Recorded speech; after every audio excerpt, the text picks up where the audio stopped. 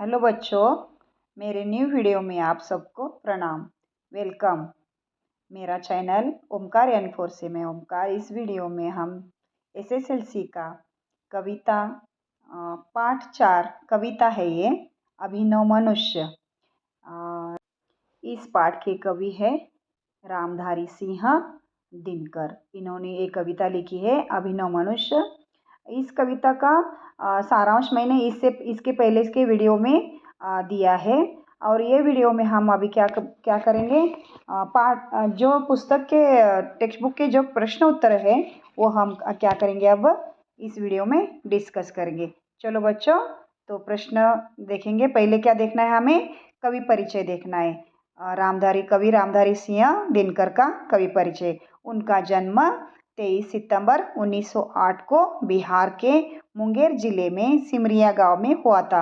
उस text book में सिर्फ बिहार के मुंगेर जिले में ही दिया है, लेकिन उनका जन्म सिमरिया गांव में हुआ था।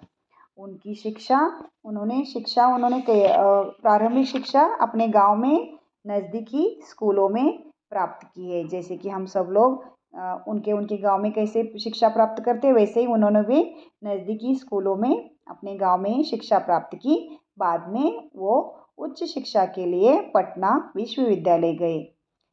पटना के विश्वविद्यालय में उन्होंने स्नातक की डिग्री प्राप्त की। स्नातक बोला तो ग्रेजुएशन। उन्होंने क्या किया, ग्रेजुएशन उनका कंप्लीट किया। नेक्स्ट उनका कवि परिचय है। उनकी करियर की उन्होंने शुरुआत कैसे करी। कवि रामधारी सिंह दिनकर अपनी करियर की शुरुआत करते वक्त अपनी पूरी शिक्षा पूर्ण होने के बाद वे क्या के रेडियो विभाग में काम करने के लिए गए थे। रेडियो विभाग में पहले क्या करते थे, वो काम करते थे। बाद में वे एक सरकारी कॉलेज में प्राध्यापक के रूप में नियुक्त हुए। साहित्य में उनके योगदान के कारण उन्हें भारत सरकार का हिंदी सलाहकार नियुक्त किया गया। शिक्षा पूर्ण होने के बाद क्या किया उन्होंने, पहले रेडियो विभाग में काम किया, बाद में सरकारी कॉलेज में प्राध्यापक के रूप में नियुक्त हुए। बाद में उनको क्या मिला, भारत सरकार की तरफ से हिंदी सलाहकार के रूप में नियुक्त किया गया। नेक्स्ट, साहित्यिक रचनाएं। उनकी प्रमुख साहित्यिक रचनाएं। दिनकर जी ने अपने साहित्यिक करियर के दौरान कई महत्वपूर्ण काव्य रचनाएं की थी। उनकी प्रमुख रचनाएं हुंकार, रेणुका, रसवंती, सामधेनी, धूप चाह, कुरुक्षेत्र, बापू, रश्मिरथी इत्यादि क्या है उनकी प्रमुख रचनाएं हैं। उनका लेखन में क्या विशेषताएं देखो इधर। उनकी रचनाओं में हृदय को प्रभावित और उत्साहित करने की शक्ति है। उनकी भाषा सजीव और विषय के अनुकूल होती है। कुरुक्षेत्र के षष्ठ सर्ग से उद्धरण अनुभव मनुष्य पद्य भाग कुरुक्षेत्र में षष्ठ सर्ग से लिया गया है। उनका निधन, रामधारी सिंह दिनकर का निधन 24 अप्रैल 1974 को हुआ। ये था कवि परिचय, रामधारी सिंह दिनकर का कवि परिचय। अभी टेक्स्ट बुक के प्रश्न उत्तर देखेंगे। अभी अभ्यास देखेंगे। इधर अभ्यास एक में क्या है, एक वाक्य में उत्तर लिखिए। आज की दुनिया कैसी है।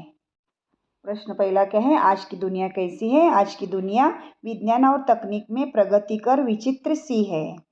दूसरा प्रश्न क्या है, मानव के हुक्म पर क्या चढ़ता और उतरता है। मानव के हुक्म पर पवन का ताप चढ़ता और उतरता है। परमाणु किसे देखकर कांपते हैं। परमाणु मानव के करों की ताकत और उसकी विनाशकारी शक्ति को देखकर कांपते हैं। अभिनव मनुष्य कवि का नाम क्या है। अभिनव मनुष्य कविता के कवि का नाम रामधारी सिंह दिनकर है। नेक्स्ट प्रश्न देखिए, आधुनिक पुरुष ने किस पर विजय पाई है। आधुनिक पुरुष ने किस पर विजय पाई है। देखो अभी आंसर क्या आता है। अभी इधर ध्यान से देखा करो, एक एक आंसर ध्यान से देखा करो थोड़ा। स्पेलिंग विथ स्पेलिंग अच्छी से देखा करो। आधुनिक पुरुष ने प्रकृति और उसकी शक्तियों पर विजय पाई है। प्रकृति के ऊपर भी विजय पाई है और उनकी शक्तियों पर भी विजय पाई है।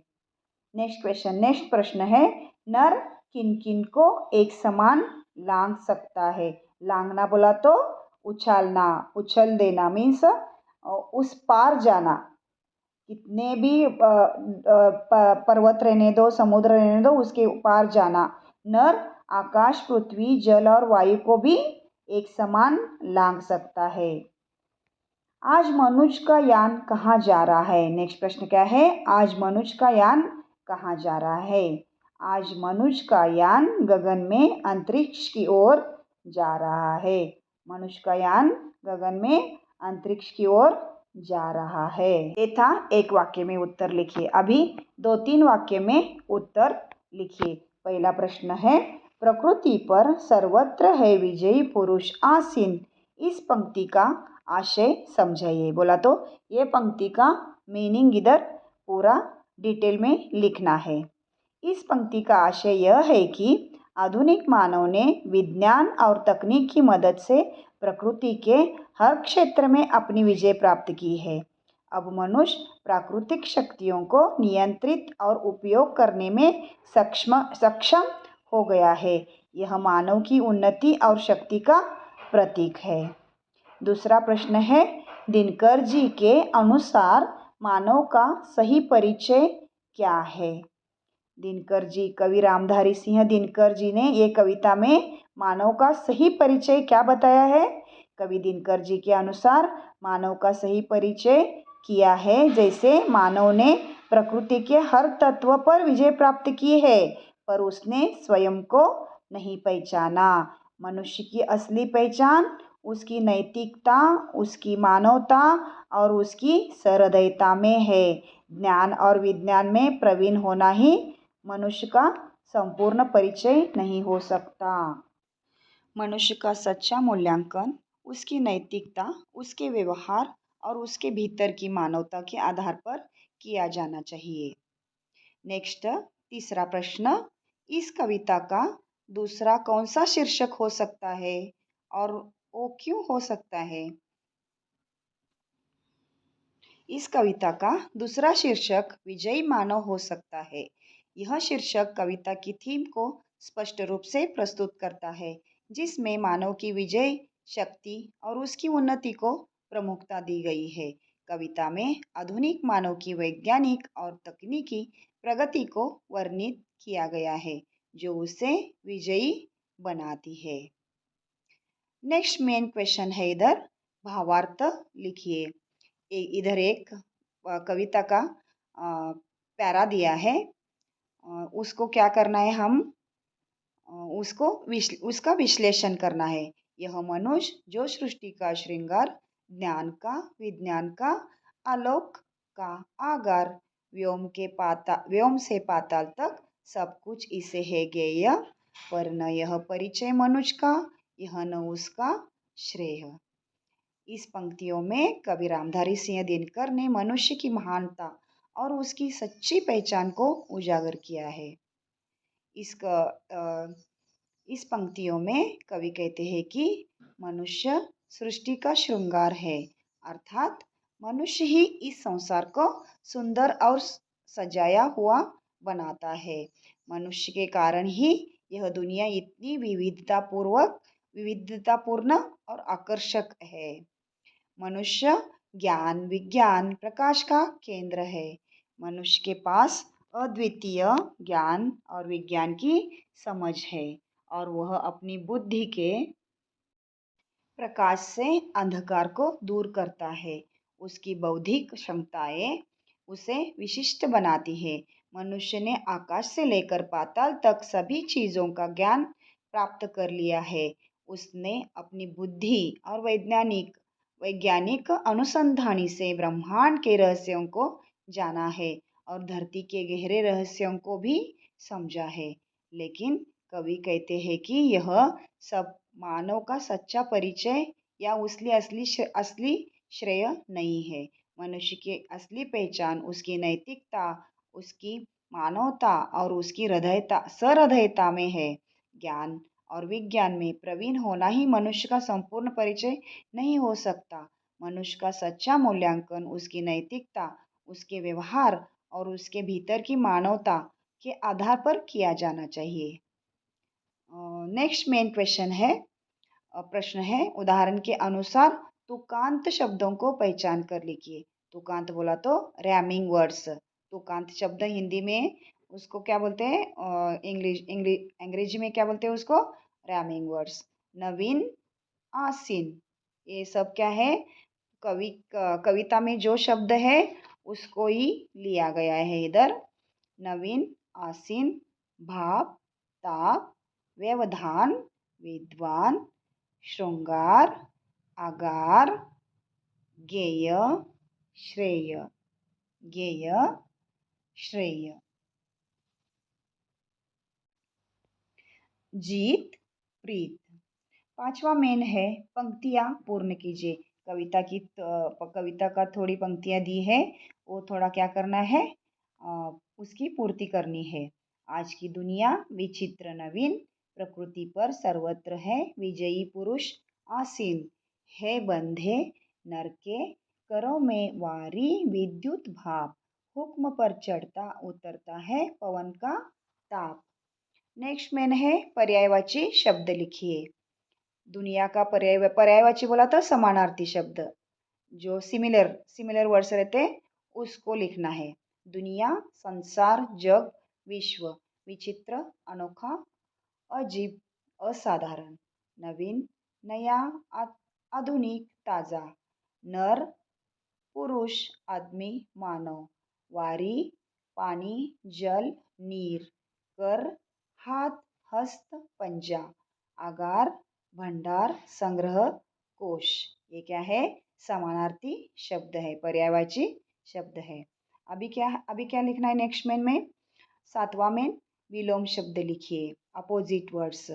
आज, कल, नवीन, प्राचीन। आज को क्या बोलते हैं, विलोम शब्द कल रहता है। नवीन, ओल्ड, न्यू, न्यू का प्राचीन, ओल्ड।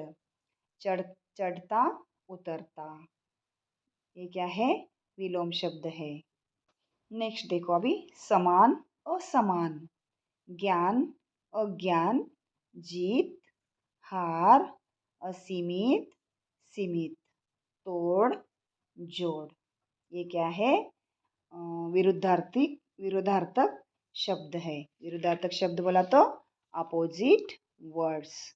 नेक्स्ट मेन है, एक शब्द लिखो। सेंटेंस नहीं दिया बट प्रेज दिया है।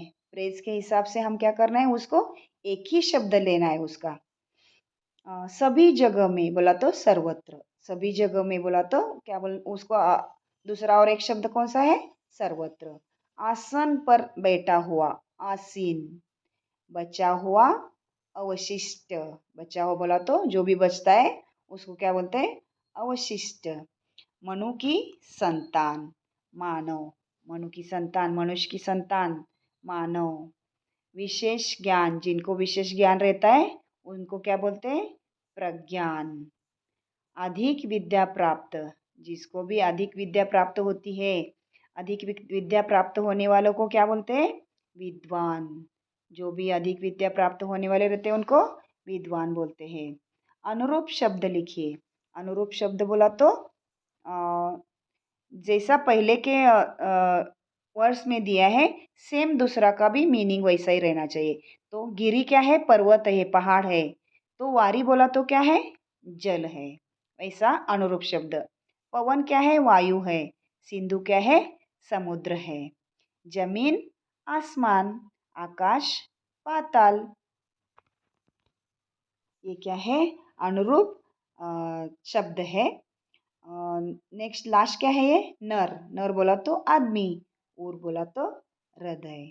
ये क्या है, कविता के सब व्याकरण को पकड़ के सारे जो भी पुस्तक में, जो भी टेक्स्ट बुक में प्रश्न उत्तर पूछे हैं वो सभी के इधर हमने उत्तर सभी डिस्कस करे हैं। तो बच्चों ये इस वीडियो को आप बार बार देखो, बार बार याद करो और ठीक तरह से याद करो, प्रोनाउंसिएशन करो ठीक तरह से। और आप सबको मेरा वीडियो देखने के लिए थैंक यू। ऐसे मेरे वीडियो देखा करो और मेरे वीडियो को लाइक किया करो और सब्सक्राइब नहीं किया है तो सब्सक्राइब करो। थैंक